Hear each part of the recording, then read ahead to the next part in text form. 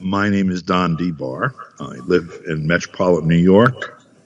I grew up here. I was pretty much spent most of my 71 years thus far here. I've been a journalist 20 years, maybe, a little longer, mostly working in radio and some television, also more on television political commentary. I've been interested in politics and followed and studied politics and law and related history, philosophy since I was a child, really. And I've particularly been watching international affairs, and I don't know how you would put it in a way that would be meaningful for other people, but I've been interested in the shenanigans that go on around power in the global and national, even municipal scale. And so they kind of all work together to study, report on, and try to explain what happens, that the major things that have major impacts on people's lives, that create the context in which they live their lives, the legal framework, the political framework, social framework, all of that, cultural framework. And I'm still doing it, and I enjoy it. And I think we're at a particularly momentous moment. I don't know what to... My friend, Professor Anthony Monteiro, says that we look like we are in a period going from one epoch to another. And I have to say that I agree with that, and I actually feel like a visceral sense of it sometimes watching things happen. We have a responsibility as people in the media to try to help people understand the world. And on the one hand, we have more tools to do that than ever. And on the other hand, we have less actual unmediated access to others than ever. The unmediated word there being key to the whole concept. And so we have a real struggle as the world seems to be in flux, both understanding it ourselves because our sources of information are almost entirely virtual at this point in our development, and the art of misrepresentation has it's reached probably its peak in development, certainly its peak over the historical precedents. And so, A, we can't trust the information that we've got. B, the people who convey it may well be intentionally misrepresenting it.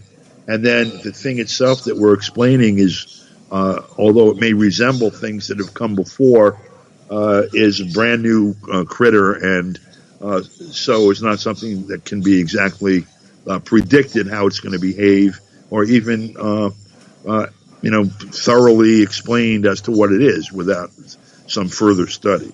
That's kind of how I see what I got to do every day in that context, that big doings are going on out there. I got to try to look at them, figure them out, and explain it to as many people as I can in the hope that it'll help make their lives easier and sort of bring all of us closer to the levers of power that are the things that determine our lives. Well, look, I mean, any journalist, any producer, any news editor has an approach to life and attitude to their job. And somewhere on the scale between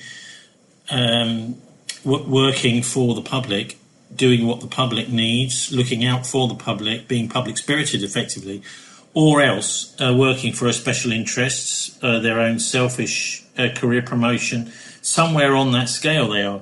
And it's certainly my experience is, looking at the decisions being made by these news editors, is that we're sliding back towards, sort of reset, basically, which is, for a lot of people would say, well, this is actually where human beings end up, is the selfish end. And you've got to work very hard in order to make sure that a system is public-spirited and doing the public's job for them. I know when I was in 1989-90 in London working at the BBC for millions of listeners, those listeners knew, listening to Greater London Radio with the DJs, the music and the news coverage, we were one of the best news coverage stations in the country.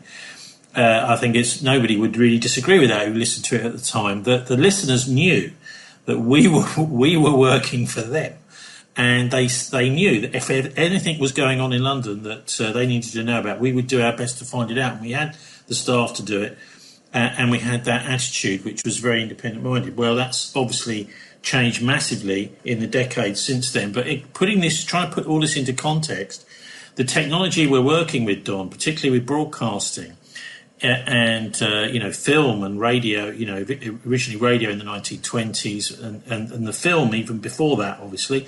This is a relatively new technology, really. I mean, if you look at the history of mankind, we haven't had this ability to, for moving pictures, for sound, to transmit it around the world, long distances, really very long at all. It's a blink of an eye.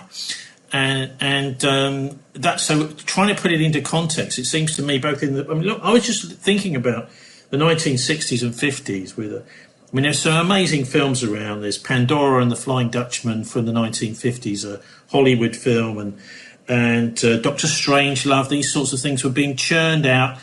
There were some brilliant films coming out in the 1950s, 60s, 70s, really mind-blowing stuff. Humphrey Bogart, people like that, who would only play a film that they really loved themselves and knew was going to put them in a good light. Now we were in a situation where the actors and actresses, staff on films will work for any old. They don't care really about that. What they're interested in is them on the screen, the fame that comes with it. So that's completely turned around. And I wonder whether we're at a stage where the mass media, whether it's films, television, whether it's radio, or even newspapers, is kind of come full circle from the invention of these processes, particularly with broadcasting. And I mean, the effect on the global population to me, it's something as big as the atomic bomb. The idea that, millions and billions of people can be watching something live on TV around the world. And the way that is framed is such an immense trust. Seems to me, Don, the trust has been betrayed, whereas maybe when we were kids in our generation in the 1960s, 70s, people felt that this was something they could be safe, with, and that you would get something which was at least reasonably balanced and independent. Nowadays, it's like the psycho in the corner. That's the way I just describe it. But anyway, I wonder what you make of this modern phenomenon where millions of people, at an event like, say, the September the 11th attacks, can be given a certain impression about the way something that's happened, which may actually be nothing near the truth. It's interesting looking at the history of all of this, of radio and mass communications in general. On the one hand, various technological advances make it, they almost have a democratizing effect on the distribution of information. Whoever has a transmitter or a microphone or access to one can speak, and they may not be part of the official propaganda machine of the state. I'm using that not just for government, but for power in general, that term.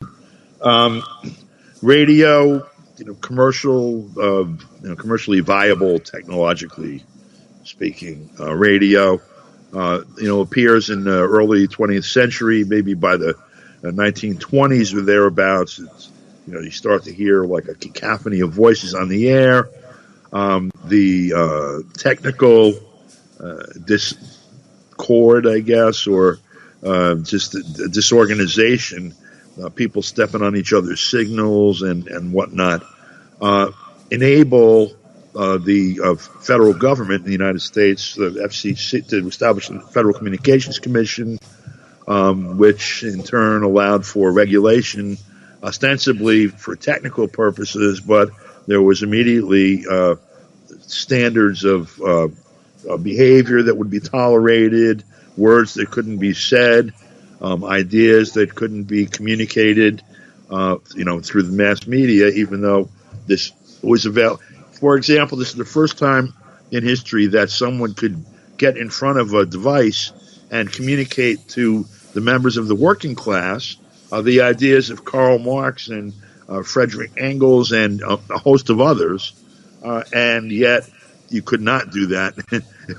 It was less likely that would happen since these things enabling it came out than it was before they came out, because as this democratizing technology presents, power appropriates it and weaponizes it.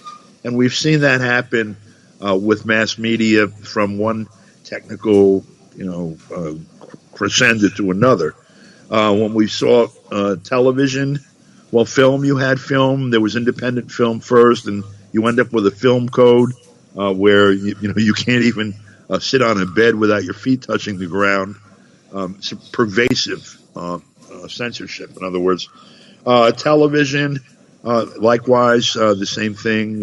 It ends up in the hands of these mega corporations who use it, in essence, to maintain their power.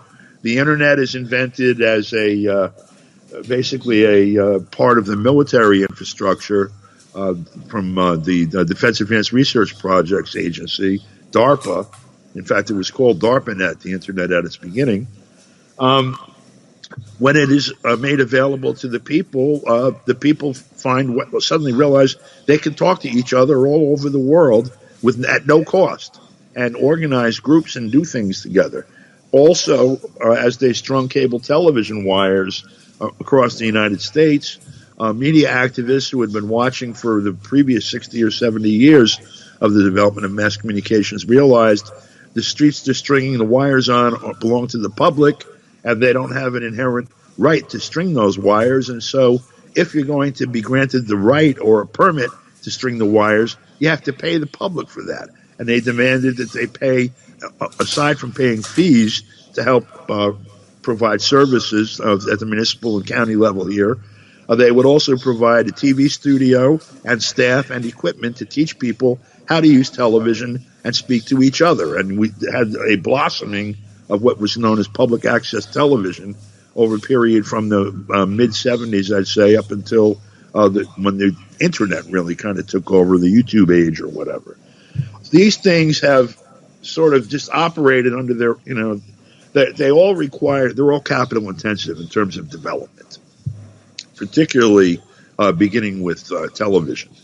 Radio was not quite that, and film the same, although as they matured as in terms of developing audience, as they became known to the public, the technical abilities of those with money and access to resources, there was no comparison between looking at a film produced in Hollywood and looking at a film produced by Bob next door on his little 8mm. And the same thing happened with radio over time. So you end up where you have capital, in essence, controlling these various technologies. In essence, you have the people having their reality mediated by capital. First, the portion of their reality that they spend listening to the radio. So if I'm awake from 6 in the morning until 10 at night, and I listen to the radio for 2 or 3 hours, well, then the balance of that time I'm spending in contact with the world, like face to face. Over time, some of that radio gets, in addition to that, gets aggregated with a couple of hours of television time, maybe over the course of a week, a couple of hours in a movie theater. And then as cable television and internet and all these things happen, we're at the point now where you see children who are being socialized through their telephone. 80-90% of their time and their contact is mediated. And I mean, you've seen this with the 2 or 3 kids sitting on a couch, none of them saying a word to each other. They're communicating through this device. Now, how heavy a hand does power have in that mediation? Well, let's give you just one example, because we have all these algorithms that people talk about about how people get steered and squashed and all of this. But just in terms of raw computing power, one little example. Back 3, 4, 5 years ago, I started to digitize. I started to basically take. I did a lot of public access television, and I have a couple of thousand videotapes here in my house from the late 70s until 10 years ago, that all different meetings and interviews and etc. So I decided I was going to try to preserve as much of it as I could before I, hurtle off this coil here. And I started capturing them into the computer and then uploading them to a variety of free, platforms like YouTube, including YouTube, by the way. This one tape that I picked up was an hour and a half long VHS videotape. It was one of two cameras that I had brought to my friend's wedding that took place outdoors in suburban New York. It was a wedding of people who worked at this radio station, WBAI, in New York City. Most of the people there knew each other through this radio station that we worked at. And that included having a DJ who was playing music, and he had a very extensive collection of all kinds of music. It was on a very large parcel of land, and the two cameras were situated about 150 feet away from each other. The one I had was trained on a chuppah, like a small altar or whatever, where the wedding ceremony was going to take place. And the other one was 200 feet away on the other end of the property, inside a tent, where they had music playing, people were dancing, and all of that was going on. So I turned my camera on and just let it run, waiting for the people to come show up and catch them walking into the area where the ceremony is going to take place, get the ceremony, and watch them meander out and all of that. I wanted to just get that live and without hands on. I just let it run. So when I captured the tape, I remembered this, and for the bulk of it, it's nothing but a fixed shot of an empty set, and you hear off in the way background. You can't figure out what it is. It's indistinguishable from just noise, a little pulsing or whatever. I took that tape, digitized it, and I uploaded it to YouTube. Hour and a half long tape. About 6 minutes after I uploaded it, and it doesn't take long to upload it. 6 minutes after I uploaded it, I got 35 or 36 copyright hits from Google, from YouTube, listing all of the songs that it deciphered, it analyzed as I was uploading it, not in real time, but the actual data, identified each song, identified the copyright holder of each song, notified them that this had been uploaded and that I had used it, informed me that I couldn't monetize it because it belonged to someone else. 35 or 36 of these inside, 3 minutes, 4 minutes. Now, when uploading to YouTube, there's 10,000, 15, 20,000 people per hour at a minimum, sometimes a lot more than that. And they have that much computer processing power just looking at YouTube videos. So if you imagine that somebody built a system where they could mediate human communications without intending to use that to their advantage, good for you. But if you consider the possibility that that's why these things were developed and were basically dispersed around the planet, that people intend to use it so that they can monitor and intervene in human communication, then you can think about how bad are we off already right now. Wow. Well, yes. So one of my correspondents, I remember, he lives on a canal boat, and he did a fantastic article a few years ago about all the dead bankers.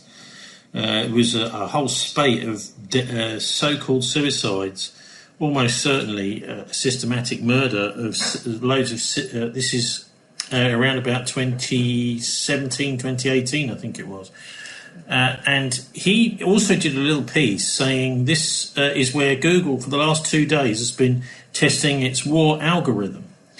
And he noticed that several of his own personal websites, plus those that he worked on for other people that were anti-war, suddenly got no hits at all from Google. So if you had the website, you would notice it. But he did, because he keeps a very sharp eye on such things. And so over those couple of days, he started monitoring. He putting searches into Google himself. Found that Google was not finding the stuff that he was asking for on his own websites that he knew was there. And so this power is enormous. Of course, they don't know what we don't tell them. So anything that's emitted from these search results is not known about by the person who's doing the search, unless they're deliberately. You know what it reminds me of is back in the Soviet era, where people used to send postcards to themselves just to see if they were being intercepted, to see if it was going to be delayed by a day or never appear.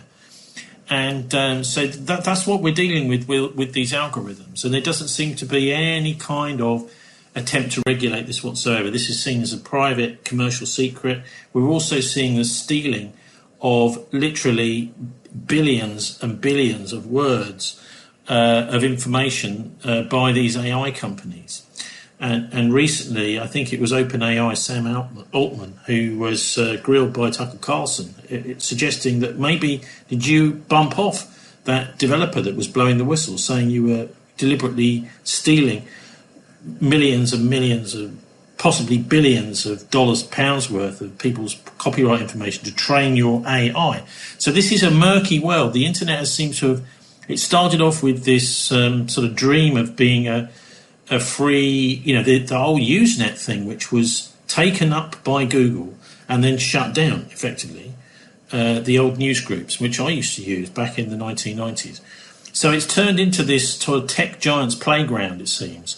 And it's almost as if the promise of the NBC, ABC, BBC people from the 1960s and 70s and the golden age of television. We're also in a situation with the internet where we've now seen much of the best stuff from the internet go, and it's all now being mediated by the likes of Zuckerberg and Musk. And Musk, by the way, is a political figure. He was beamed over to London on Saturday at Tommy Robinson's rally, where he was basically got loads of people who were disenfranchised, anti-migrant people, and he managed to hijack the main stage and turn it into an anti-Palestinian pro-Israeli event, which, of course, a lot of the people who went along to the rally are not interested in any of that. They weren't interested in what was going on the stage. And so Musk appears here, beaming in with his, smiling as he watches this pantomime go on the streets of London, which is pretending to be a political protest. Well, it is a political protest, but it is being hijacked. And while it's being hijacked, Elon Musk is stood there. So I wonder what, just maybe if we could draw a line under this little chit-chat. If you think that the internet has had its day, Don, like television had its day in the 1990s, around about 2000, much of the drama started to go, the balanced journalism, the independent journalism started to go around about 2000. Maybe the same's now happened to the internet. Well, I remember Kurt Vonnegut wrote years ago, I don't remember which book, it was just a passage, really, but the image stuck with me. Earth was jazzed with electricity for a while, describing basically human evolution up to and including the modern age, and which lasts for a very short time, and then we're back to rolling rocks around and trying to find some bison or whatever. The internet is here. It has evolved to both. You've got the infrastructure itself. The physical, the informational. Programming and software, whatever. All that stuff that operates, and the operating systems and the platforms and whatnot. Most of the equipment that houses most of the data is privately owned. The ownership of that data is in a state of flux still, but there's been a very strong movement. Property rights in the United States and in England, in Britain and in a number of other European countries had. I mean, you can see a line of evolution, and there's some branches in it from Rome, and there's not really a lot of. There are a couple, but not a lot of big sea changes in terms of concept. Certainly, the idea of a public square of a public what do you call it? Public spaces. I forget the hell the damn word is for it. Has shrunken. The public trust, the public domain that was considered mostly everything except for what the king and some rich guys owned, and then where the rest, everybody else was on public land. Which, of course, since the king owned the public or some regent owned the public, they had that kind. Anyway. Property rights have evolved, and this is an area of my expertise. I spent 50 years probably in the title insurance business here, which has land titles, ownership of real estate.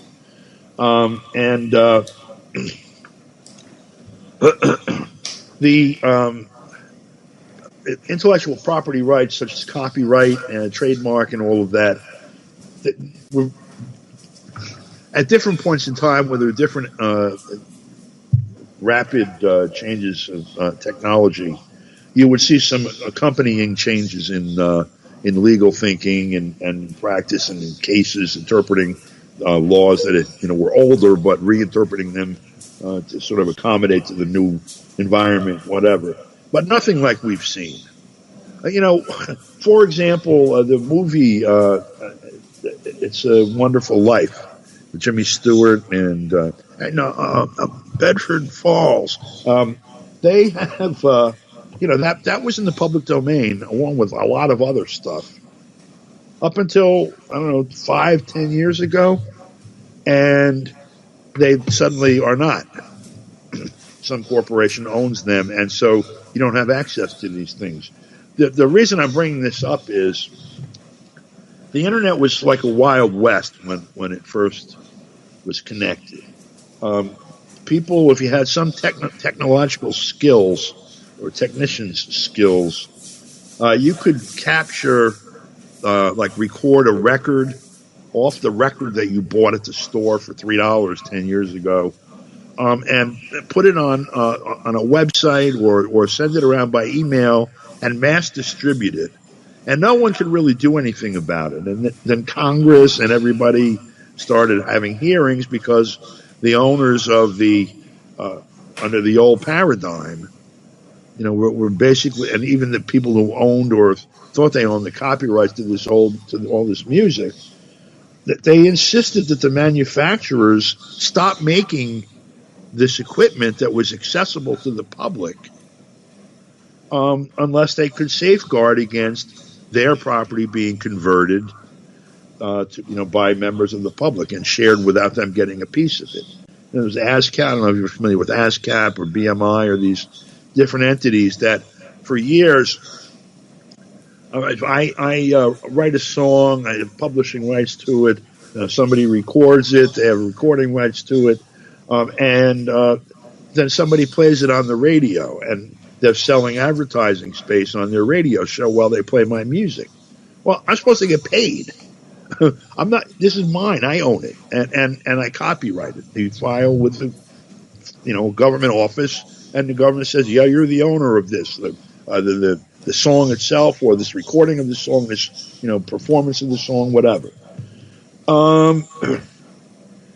After a time, and this was for copyright, also for patents, intellectual property, for inventions and whatever. You would have exclusive right to something that you could go to court and enforce for a period of time, 7 years, 20 years, whatever, understanding that human innovation ultimately belongs to all of humanity.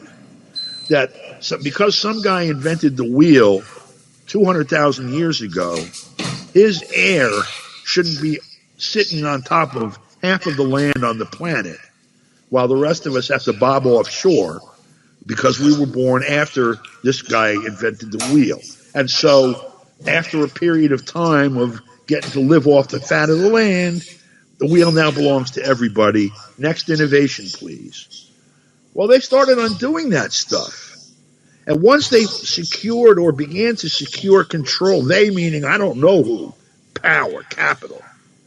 Once they began to secure absolute control, or pretty damn close to it, of the traffic on the internet by a variety of ways, they also began acquiring property rights and all these things. Now, the ironic part of it is that the very existence of Google, as one example, is entirely based on their providing information about stuff other people owned and or innovated and or did.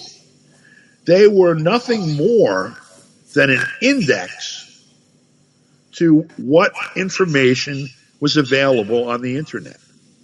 And so if I wrote a paper dissecting, I don't know, mice, for example, genetically, that detailed all these little things that were innovations, and even if I had copyrighted it or whatever I did, if I published it, Google could put it in somebody else's lap without paying me a dime, all over the world, and to an extent unprecedented, almost geometrically. And as they began to acquire control of more and more things, they began to claim property in all of these things that belong to other people. And they began to favor this one as against that one for money. You understand, you can buy ranking at Google when it says sponsored on the top.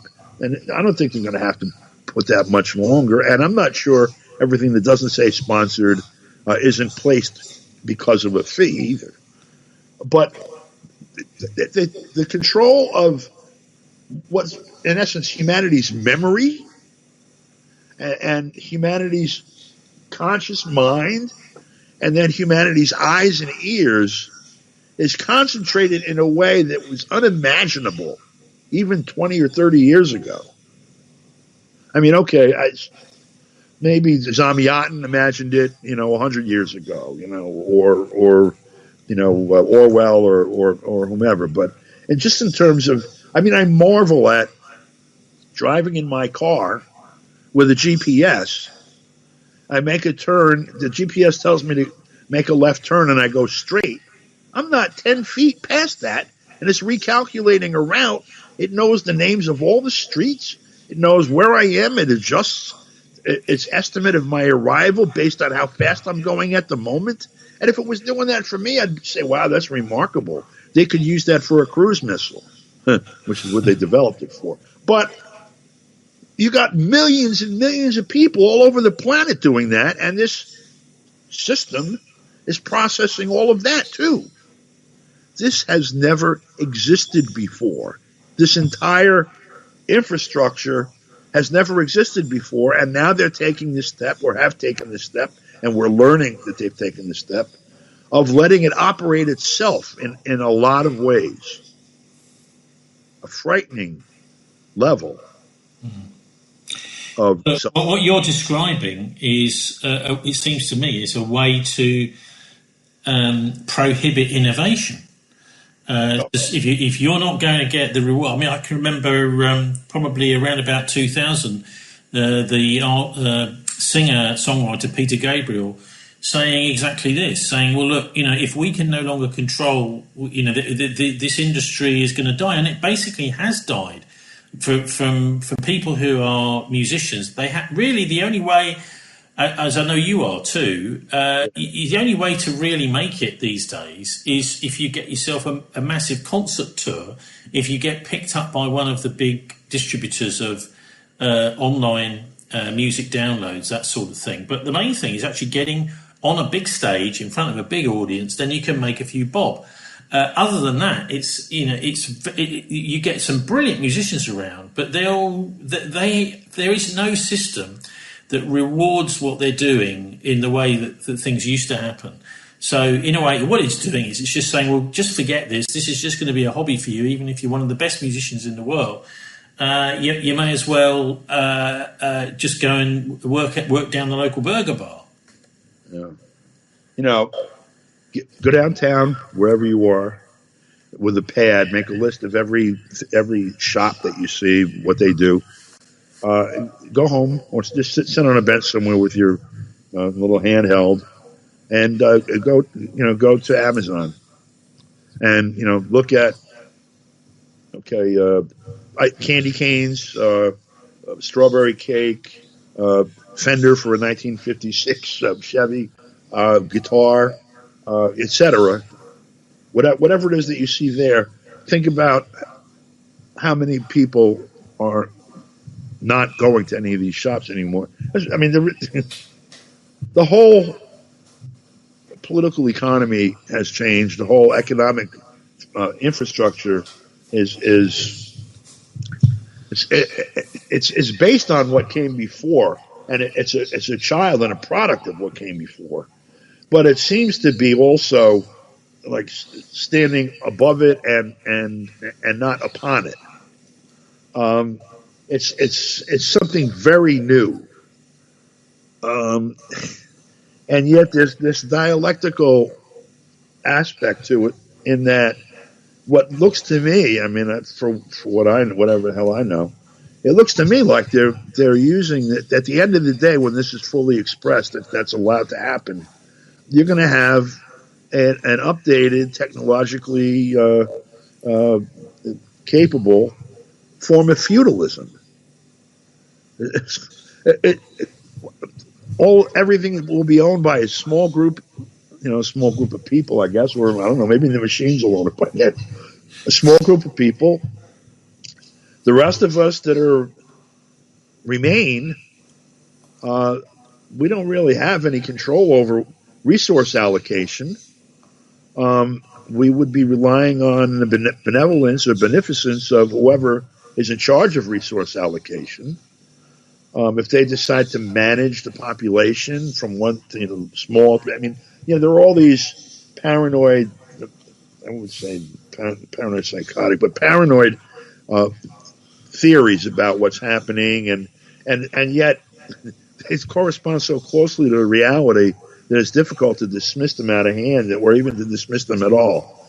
But I know the potential is there for some really ugly developments, even beyond the kind of ugly developments we have now, where we're watching an actual Holocaust happen, and nobody's lifting a finger about it. They're pointing fingers at each other, over stupid stuff. The kind of world that could come out of where we are now is one where life is absolutely worthless. No one will have any control at all. Not even we used to hear back in the day about totalitarian Soviet Russia, but that because that system didn't work, they had to let farmers grow their own little plot, and that's what they made truck farms, stuck runs to the city and stuff with. They won't even have that. We won't even have the quarter acre to grow tomatoes on or whatever. All of the resources are being concentrated in fewer and fewer hands. The power to govern that is actually owned by that power. I mean, we look at the government now, at the relationship of the government to wealth, finance, whatever. It's clear that power doesn't reside in the halls of government. I guess I have to put it that way. And so there's this, I don't know, I'm scared to death. I don't know what the hell is going to happen. Well, I mean, obviously, we're all muddled through. Quite how many survive it? I think probably people were thinking similar thoughts back in the early part of the Second World War, or maybe even in the 1930s, observing totalitarianism getting a hold in Europe. But anyway, I think it's we ought to maybe mention this Charlie Kirk guy, because I've never come across him, Don, in all of my whatever. I think he's been around pretty much for at least a decade doing his thing with the Turning Point movement. And it looks as if initially it was a Zionist-funded organisation, part of the Republican Party youth movement, but he's fused in with the MAGA organisation and Donald Trump. But you know what? Looking through, first thing I did when I heard he'd been killed was look through some of his old, even just over the last few weeks, he was over in Britain. He was at the Oxford Union giving a talk, and I immediately started warming to the guy. He was clearly putting his case forcefully, but he was absolutely up for hearing these opposite views and taking them seriously and respectfully. So he was the sort of guy I felt safe listening to. He wasn't like some sort of grifter. He seemed to be absolutely genuinely engaging with these basically Christian moral values. The sort of thing that I see disappearing in many ways to do not with migrants and that sort of thing, but more to do with things like the abortion issues, which has become everybody, it's just a normal thing now. If you go back to the 1950s and 60s before that, it was never be a normal thing. And I'm not just being nostalgic about it. I think it is an important issue that every individual man and woman needs to take seriously. But he was putting it across, it seems to me, in a humane way. And you might not agree with the guy, but it was very difficult to get annoyed with him, because only if you're the sort of person who's got a fixed point of view and you're simply not prepared to listen to anybody else. So anyway, he's being murdered. Where there's still a few questions about this guy. Tyler Robinson, who's supposed to have done this, the alleged killer, and his links to his boyfriend, who was a trans person, and also potentially on these antidepressant drugs. We're not sure about these things, but he certainly looks like a bit of a loner. The police have said that he's not cooperating, so this implies to me immediately that there's some kind of motive there, maybe through online grooming, or maybe he's just trying to impress his boyfriend or somebody else who didn't like Charlie Kirk. But the main thing, it seems to me, is that there is this acceptance now, and when I was in the mainstream press, it would never be allowed to literally call for people to be assassinated, call for people to be murdered. On Saturday, there was a film went out by Rebel News, which is aligned to Tommy Robinson, all over the country, which is calling for the assassination of the British Prime Minister. Now, in my day, that would be something for the police. The police, if you're incitement to murder somebody, then you're going to have your collar felt, and literally, if you're a broadcaster, the police are going to be round. What was this thing you were transmitting about encouraging someone to be assassinated? But none of that seems to have happened at all in Britain. The police apparently are looking for the guy. But, there seems to be this kind of climate out there. It'd be nice to hear what you make of Kirk and, what's happened with him and how important it is. But also about this climate that's out there where, it's just literally hate speech, and it is hate speech, that is encouraging people. And by the way, before Donald Trump was the attempted assassination on him, it became clear that both David Attenborough, the BBC naturalist broadcaster, and David Aronovich, and a couple of others actually, who's a BBC, has a weekly series on, had called for the assassination, the killing of Donald Trump before that assassination. So this has become, it seems, the norm now, that you can hate people so much you're calling for them to be killed, and the police just look the other way. Well, first, this has been brewing for a long time. I remember when JFK was killed, there was a big public discussion, a big debate over whether or not you could regulate basically regulate speech by making an assassination threat, just words, I'm going to kill the president, illegal, because that was done. It became a federal offense to make a verbal threat against the life of the President of the United States. That was against, long-standing law here, First Amendment. I didn't see any changes other than a tightening further and, further abrogation of the First Amendment, such as the Patriot Act and, things in that line. And yet, back in 2018, I think it was, 2017, when Trump first went as president to meet with President Putin in Russia, in Moscow, I think that's where they met, Charles Blow, I almost verbatim, it was not subtle, okay, called for Trump to be assassinated. The New York Times, at the same time, in the same time frame, had on its bestseller list a fictional novel. At the center of it was this person's fantasy with killing Donald Trump. This was being peddled.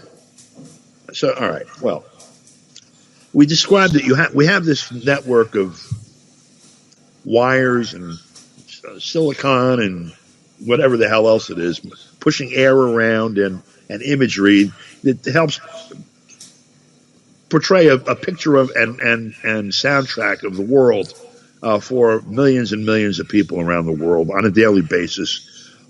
For many people now, it's the largest piece of time during their day, gathering input this way as opposed to interacting with actual people, and in terms of getting information about public affairs, policy, all the things that are fundamental to the context.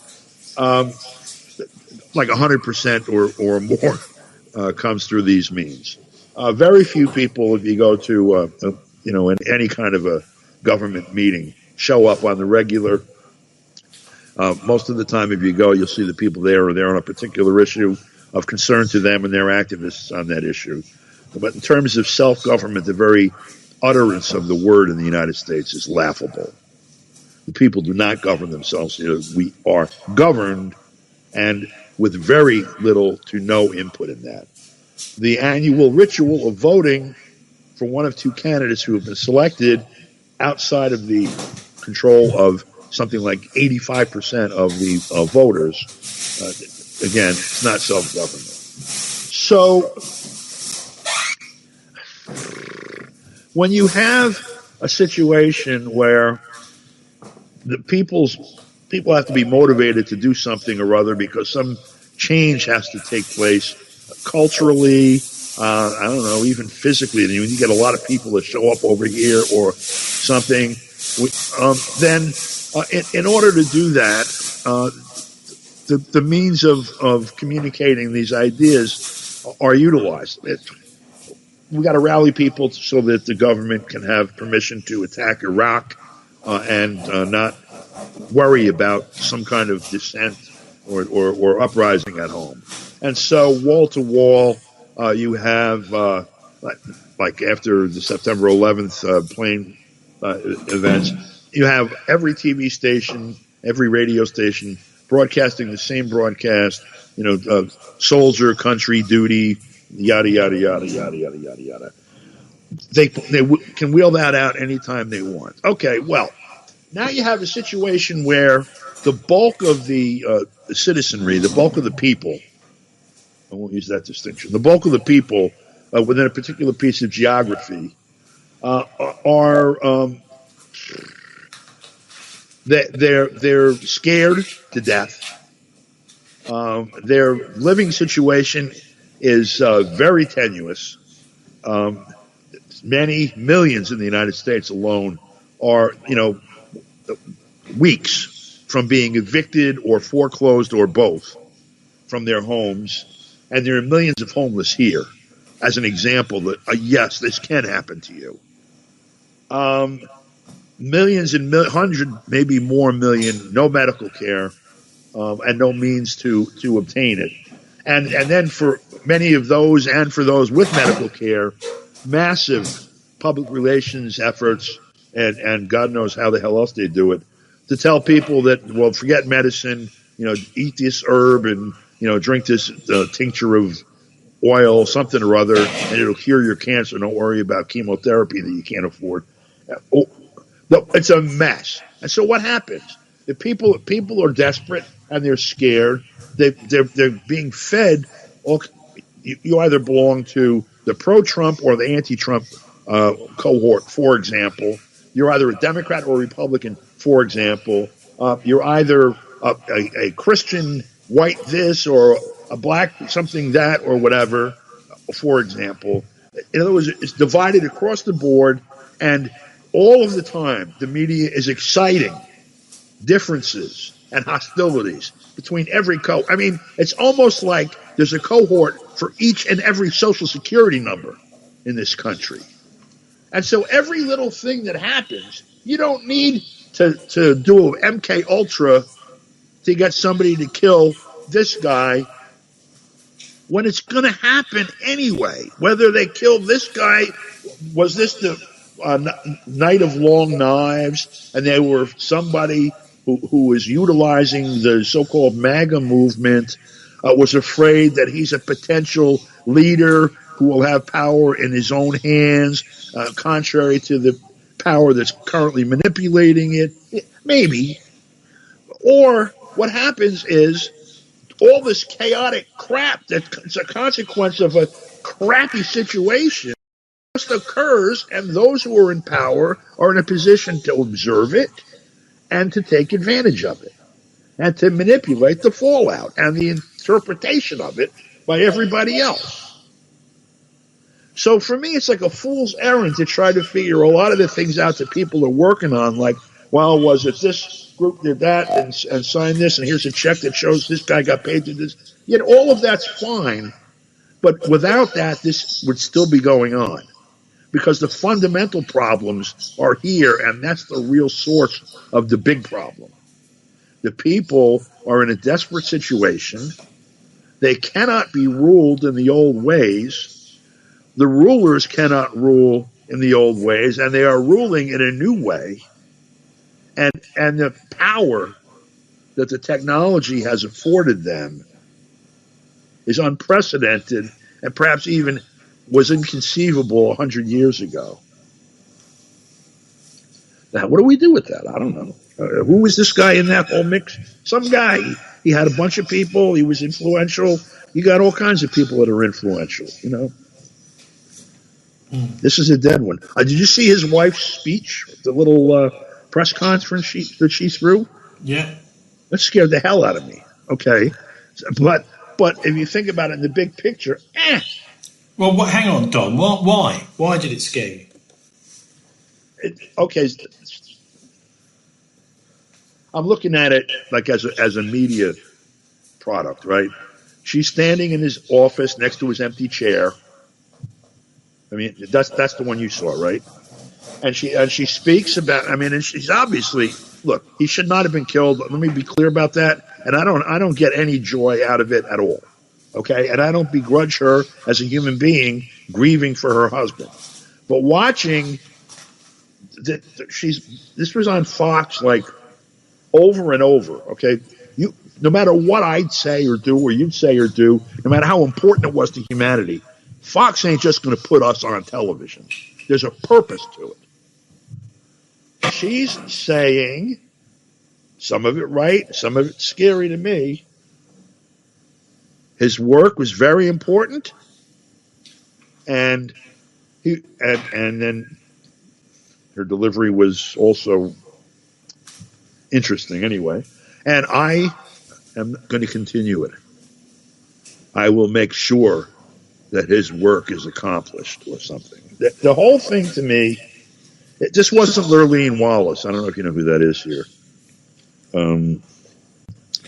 George Wallace was a Southern governor of Alabama back in the 50s and 60s. He was a symbol of the old South, quote unquote, of racist Southern politicians. Although, as a matter of fact, a lot of that was, he was opportunism on his part. I mean, the whole thing was opportunism, of course, but it was opportunism on his part. He wasn't really as full of hate as he acted, because he stirred up hate and benefited from it.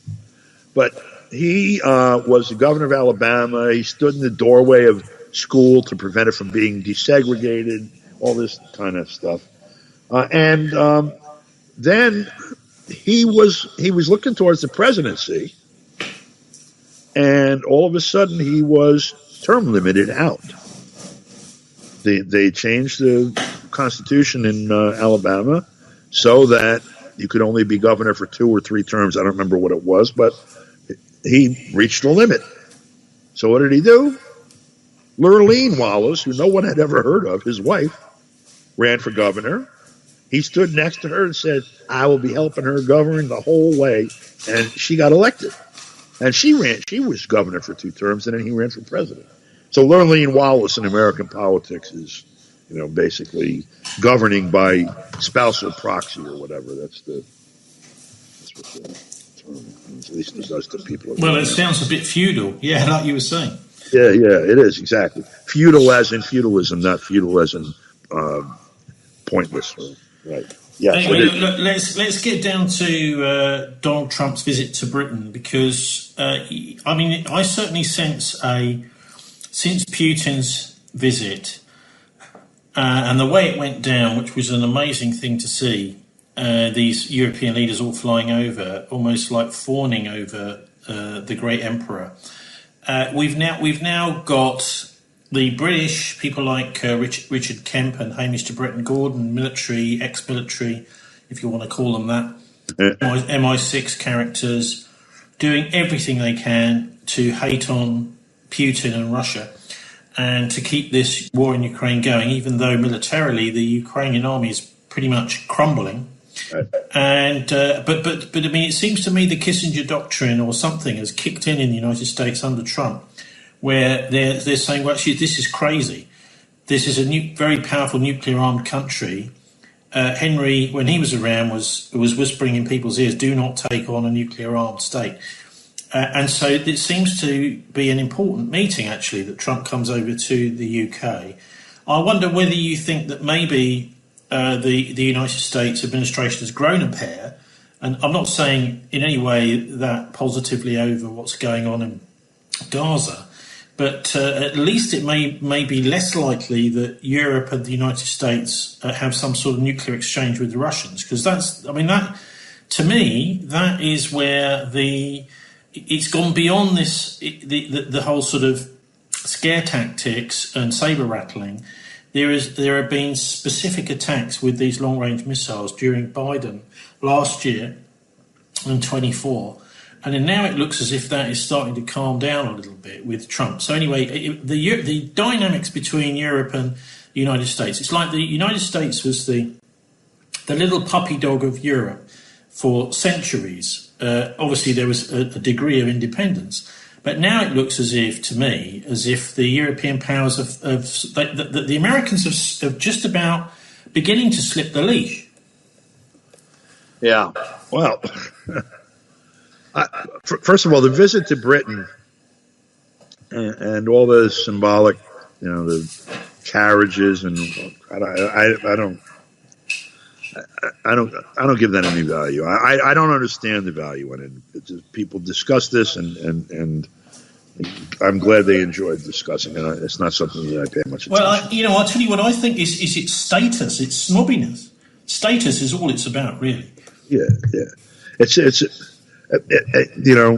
Hegel, Marx, but it's appearance, not essence, right? It's show. In another medium, I would use another term but describes that. But what's it? There's a couple of things that are undeniable, and again, I'm speaking from inside a whole virtual universe of information. So much of it, most of it, I have no idea what's actually happening. I mean, we can start with, is Trump really an actual rebel of one type or another among the ruling class or the people behind him, like some, group that's in opposition to some other dominant group in the ruling class or not?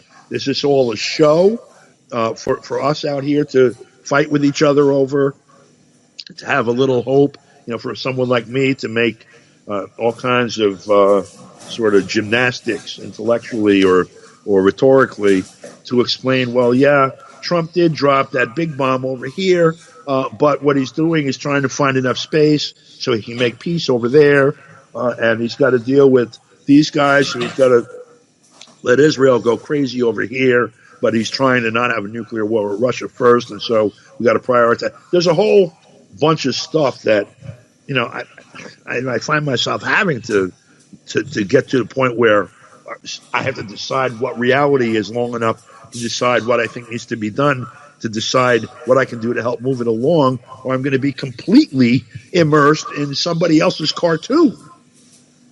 And so I'm looking at the stuff around Trump and assuming that there is some kind of a contradiction inside the ruling class that he is at or near the nexus of, and thinking to myself, the first thing you want to make sure you don't do is put Trump and Xi and Putin in the same room, or maybe even in the same city. Because if it really is that, the objective conditions with the rise of, the multilateral world that's rising, the change in relations between Europe and the United States, all of these different things in flux as it is, those who see Trump and Xi and Putin as the leaders of the next era might decide to decapitate that rising alternative by taking them out. I would have to consider that as a possibility if I were one of them or doing their security, for sure. So there's that. Then there is the actual, all of the things that are and or came into place around the creation of the war in Ukraine, for example, and all these other conflicts. There were interests that sought the condition that now exists because they were going to profit. For example, arms dealers, the arms manufacturers, selling. They need NATO because they're selling 5% or 2% or whatever the GDP of Europe worth of weapons to them every year, or whatever the hell it is. And so suddenly, if there's no threat from Russia, the people of those countries might say, hey, why don't you buy us some milk with that money, you idiots? And so as you're trying to navigate whether or not to have a ceasefire even in Ukraine, you've got all these other interests at every level that you have to contend with. And then what exactly are the cohorts deep within the, what they call the deep state, deep within the leadership of the ruling class, that how they shake out around this, and how are these individual major interests involved? There's a lot to consider. I don't have like 99.9% of the data necessary to really consider it properly. But some people have this information, the people that are members. And if Trump is really an actor here, and I don't mean an actor in front of the TV cameras for our benefit, but an actual actor in shaping events and determining events, then he's got a whole lot of competing interests that they all play rough. They play full contact. They kill anybody. And Zelensky knows it. He can't make peace. He can't not make peace because either his own people are going to come drag him out and kill him, or the Nazis are going to kill him if he tries to, there's all of it is such a mess. And so I don't know. I don't know what Trump wants to do. I know what he has said he wants to do.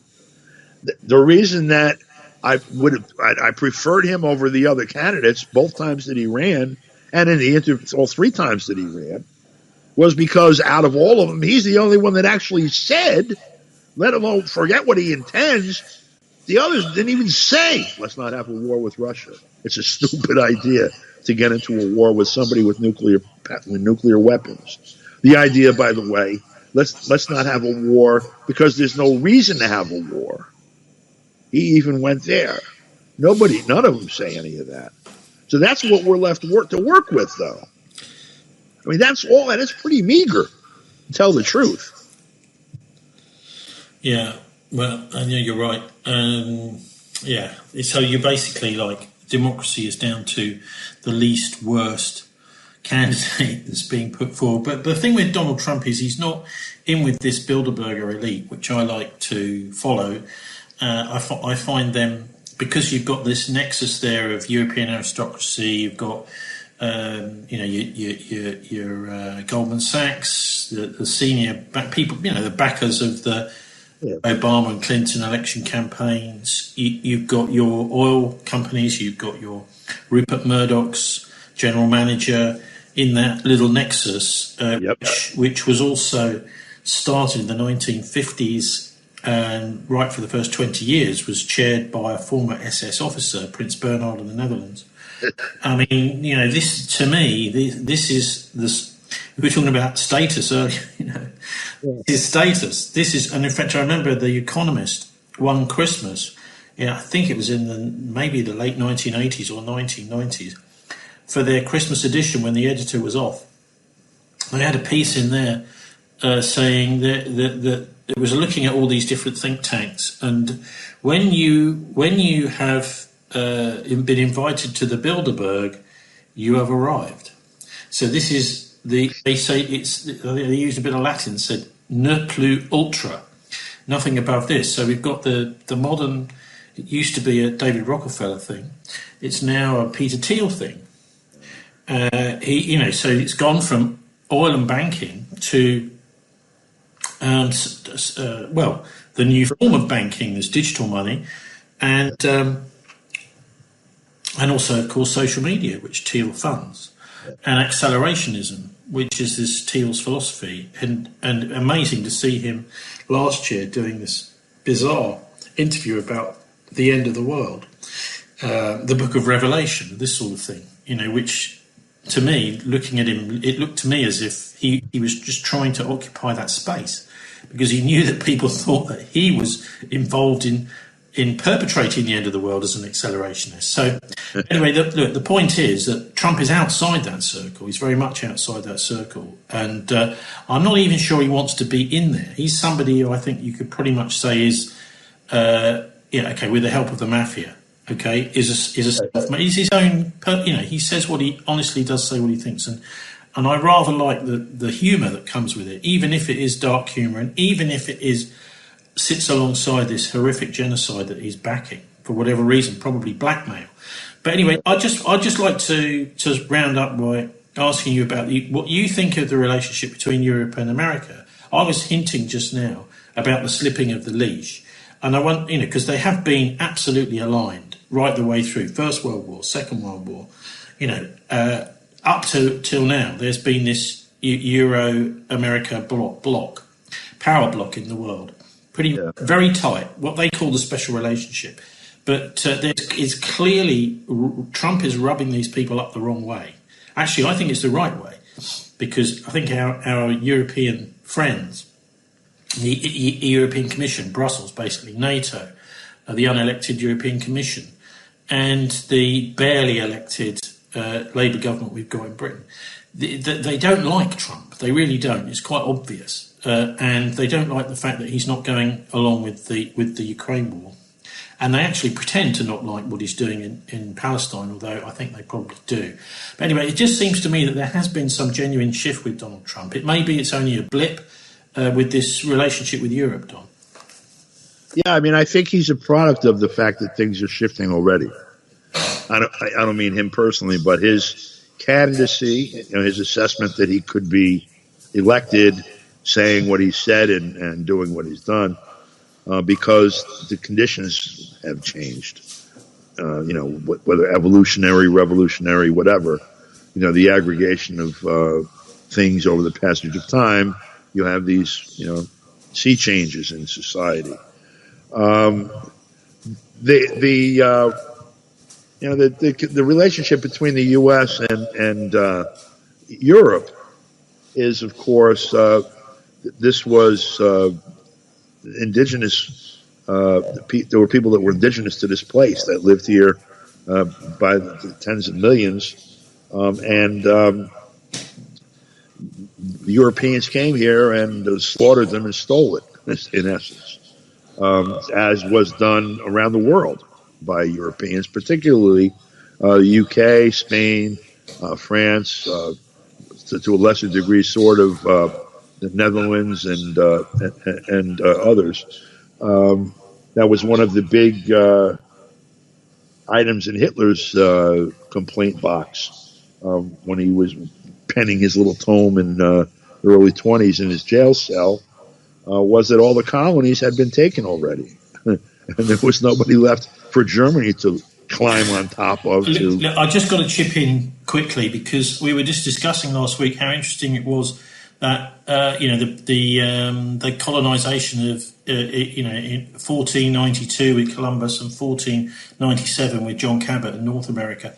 This happened after the European aristocracy realised it wasn't going to win against the Ottoman Empire and the Moors. Right. And it wasn't going to win against the Russians, so they had to go in the opposite direction. So they did, so anyway, then it spawns an elite here that basically supplants the British elite, although it was comprised basically of members of the British elite. Whether old or newly attuned here, and then the gradual development of things over time. The war with Britain, 1812, and on and on and on and on until the end of World War II, when Europe was in shambles, absolute shambles this time, and the U.S. was the only force on the planet really that had maintained its entire industrial base and turned around and said, okay, well, we'll redevelop it. And they continue to this day to occupy large parts of Europe, including Central Europe. There's still the U.S. military still occupying Germany, Italy. These places have massive U.S. military bases. So the stuff that's in the papers and the stuff that they say in Parliament or in various legislative bodies across Europe, they're not exactly. I don't think they give proper due to the fact that these are countries that are militarily occupied still by the United States. There are all kinds of advantages to the elite. First of all, the actual elite, capitalist, whatever, finance, elite, whoever it is that's in charge of the world now, I don't think that it's limited to any nationality. And this is one of the ways that you construct an empire, is you take in some of the top people in each of the colonies and incorporate them into the leadership, incorporate them into the ruling class. And so I'm sure that old aristocracy, although they still have the lands and titles, some of them, and certainly are wealthy and have power locally, some of them are also cut in on the. I'm sure. I mean, I don't know. I've never been to a meeting of the College of the Ruling Class of Humanity. I don't know who the hell is in that room, but I know who everybody says that people say is one person to another. But the